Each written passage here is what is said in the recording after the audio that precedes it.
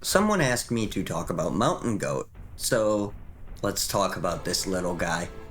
Mountain Goat is a 1/1 creature that costs 1 red mana, and it has Mountain Walk. Mountain Walk is an ability that prevents Mountain Goat from being blocked if the defending player has a mountain. That is an incredibly flavorful and likely niche ability that has real potential to be annoying. Blood Moon and Mountain Goat is a really funny thing to think about when talking about Mountain Goat, but I don't foresee that being a dominating strategy. Mountain Goat is definitely more solid than you might think though. As a 1/1 with an ability for a single mana, it's pretty on rate for being okay. It is just a 1/1, so it's not like this card is super incredible, but yeah. It is really funny with Blood Moon and Magus of the Moon though. And you could even build a deck using just Blood Moon effects and Mountain Goat and functional reprints of Mountain Goat.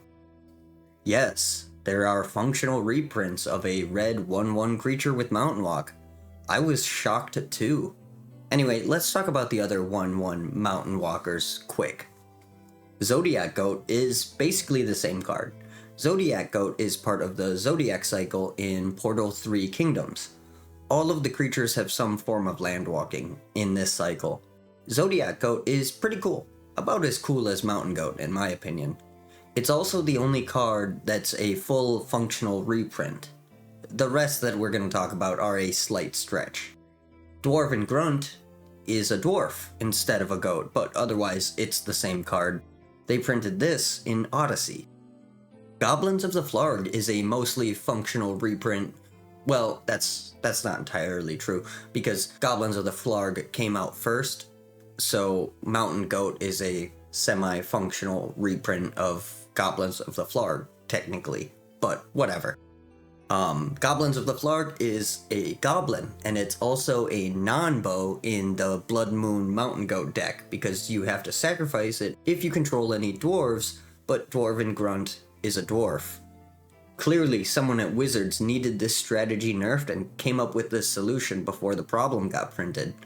Now that's what I call foresight. Goblin of the Flarg is from the dark, and it's also reasonably strong for the time, kind of. You can sack it to Goblin Grenade, and if you were running Blood Moon, it might be smarter to make a Goblin deck than a Mountain Goat deck, but what do I know? Also, somebody else at Wizards felt that this was too harsh of a nerf, and if people wanted to run a Goblin and a Dwarf in their Mountain Goat deck, they should be able to, so they made Goblin Mountaineer, a strictly better version of Goblin of the Flarg, unless you have a Blood Artist on the field or something. Goblin Mountaineer is a 1/1 that costs a red mana and has Mountain Walk. It is a goblin instead of a goat though, if you hadn't figured that out. Maybe I should mention Goblin King here. It costs 3 mana, but it gives all your goblins +1/+1 and Mountain Walk, which basically makes your Mons Goblin Raiders 2 Mountain Goats.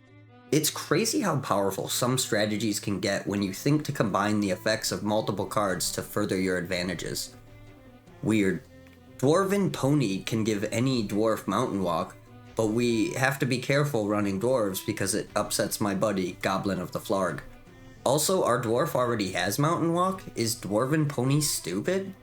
Canyon Wildcat is what you get if you breed a Savannah Lion with a Mountain Goat, but this card sucks. Shit, I don't know what else to say about Mountain Goat. It's pretty simple and obvious what to do with it. It's not really strong, obviously, but it's not the weakest card either. Mountain Walk can be pretty brutal to deal with, but it's a difficult thing to set up because, like, what do you do if your opponent is playing mono white? Well, you run as many copies of Magical Hack as you can to teach your goats how to walk on flat surfaces. Yeah, I think that might be the best deck in the game, honestly. Like, if you can come up with a deck that's more efficient than Blood Moon, Mountain Goats, and Magical Hack, I will be shocked because I don't believe that's possible. Let's talk about the art. Mountain Goat originally appeared in Ice Age and was illustrated by Cornelius Broody. I think this art is fantastic. It's a fluffy goat standing on the smallest pride rock you've ever seen. Super fantastic. I also appreciate the simple nature of the strokes. Far too much magic art is a little too detailed, if you get what I mean. I like it when imagination has a place to flow. This art is very fun and simple, and I like it for that. Mountain Goat did get a few reprintings though, using the same art for 5th and 6th edition, but between those printings it also made it into Portal. This version was illustrated by Una Fricker, which is a fantastic name, and this piece is also fantastic. It's more realistic than the last one, but it still maintains that classy magic art look. The goat also feels like it's a bit sassy to me, which I find amusing. I actually think I like this one a little more than the original, which is rare for me, but it is kind of a toss-up. I really like them both. There's also a secret layer for Mountain Goat, which was not something I was expecting, but it was illustrated by John Darnell. This is really funny, and I'm sure there is some story to this secret layer, but I could not be arsed to look into it, so maybe check the comments. Maybe someone who knows what this was for could chime in. I do think it's really funny, I didn't care. But that's all the art for Mountain Goat. So let's also talk about the Mountain Goat wannabes. Zodiac Goat was originally illustrated by Ki Botchchin, and this art is pretty fucking sweet. This is an insanely detailed goat for the medium, and it's just so cool. I know I said I usually don't like well-detailed arts, and that's true. This one I do like. The calendar behind the goat is also a neat detail, but that's something that was in like all of the Zodiac arts. I like this art a lot. I think it manages to be well detailed while still having that classic flair to it. Overall, it's just super cool. I really like this one. Goblins of the Flarg is actually the original Mountain Goat, as I said earlier, as this card came out first, which is probably why they felt the need to put a downside on a 1/1 with Mountain Walk. Goblin of the Flarg was illustrated by Tom Varnerstrand, and I like this art a lot. I think it's super cool, very classic, and the armor style is pretty cool. It's interesting to see goblins in a different style of armor that isn't just like bits of wood and bone. Super cool art, but I don't have that much to say about it. Dwarven Grunt was from Odyssey, and it was illustrated by Mike Plog. The art is fantastic. It has some interesting details, but the bone axe is the coolest fucking thing I've ever seen. I also like how well groomed his mustache is. I think that's a sweet detail.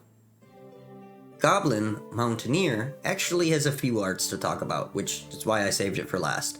The original from Portal 2nd Age was illustrated by D. Tierlizzi, a frustrating name to try and pronounce, but a talented artist as well. I like this piece a lot. I appreciate that it isn't an action illustration and is just an image of this goblin hanging out. It's super neat and well illustrated and something that we don't get quite as often as like the goblins running into battle and stuff. But anyway, Peter Venters took a swing at Goblin Mountaineer for 9th edition, and this art is really sweet as well. Pete Venters has done some amazing pieces and is one of the more prolific artists in Magic and still contributes some wonderful pieces to the game to this day. I like this art a lot. It's pretty standard goblin art, but it is well executed. Michael Ryan illustrated Goblin Mountaineer for Shards of Alara, and this one is, well, it's pretty incredible. It's a very different style than a lot of the art you see, and the techniques leave it feeling both detailed and not. I don't know, it's hard to explain, but I really like the style that's used here. I also really appreciate that the goblin is just standing horizontally on a vertical surface, or, well, he's running down it, but it helps tie the idea that these creatures can easily make their way through the mountains. Very flavorful. But yeah, that's all I have for the art of Mountain Goat and Mountain Goat adjacent cards. What do you guys think of this really simple yet flavorful design? As I said, I think it's really interesting and especially funny with Blood Moon, but overall it's not the coolest thing in the game, by a long shot, but it is still worth talking about and appreciating. And with that, all I have to say is you can like the video if you liked it, you can subscribe if you give a shit, but either way, I hope you have a magical day. Thank you for watching.